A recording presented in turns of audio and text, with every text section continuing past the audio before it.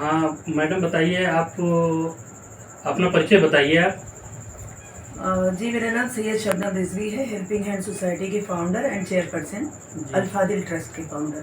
जी। अभी हमको सूचना मिली है कि आपके यहाँ कोई धार्मिक संस्थान का आप निर्माण करवा रही हैं, उसके बारे में कोई थोड़ा परिचय बताइए।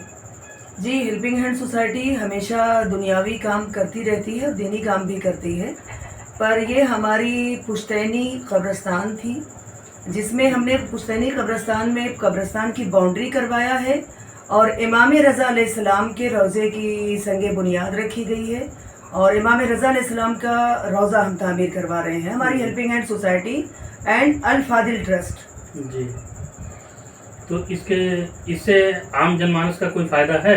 बिल्कुल, बेशक आम जनता का उसमें फ़ायदा है, लोग ज़ायरीन आएंगे और हमारे मरहूमीन को सूरे फातिहा मिलेगा और लोगों का फ़ायदा होगा।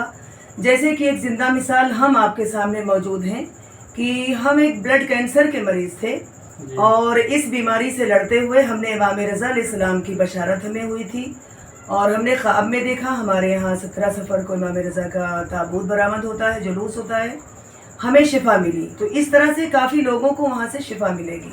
अच्छा, इसमें इस आपके जो निर्माणाधीन अभी चल रहा है, उसमें किसी वर्ग विशेष का या किसी का कोई आना प्रतिबंधित तो नहीं है? जी नहीं, वो हमारी पुश्तैनी ज़मीन है, उसमें इस तरह की कोई बातें नहीं है और हम सबकी सहमति से और उसमें हो रहा है। वो बहुत वहाँ पे गंदगी थी, काफ़ी दिन से वो कब्रिस्तान खुली हुई थी, बारिश के पानियों में भी बस बहुत ज़्यादा गंदगी होती थी, तो हमने सोचा कि उसको बाउंड्री करवा के और हम इस तरीके से दुनियावी तो बहुत सारी काम होती रहती है, एनजीओ करती है, पर हमने कहा कि ये दीनी कामें भी हो जाना चाहिए।